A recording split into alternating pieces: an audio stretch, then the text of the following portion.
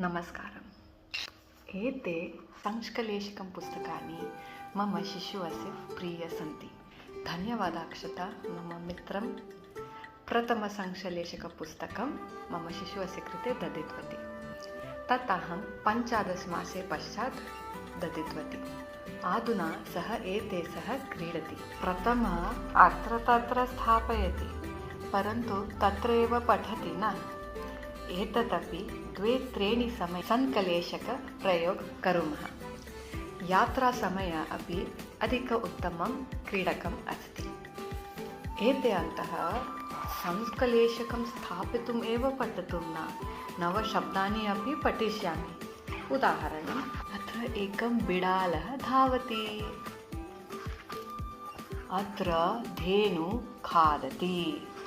तत्समान् नव शब्दं पठति। भवन्तः बालः एतत् प्रयोगं कृतवान् वा? प्रणामः।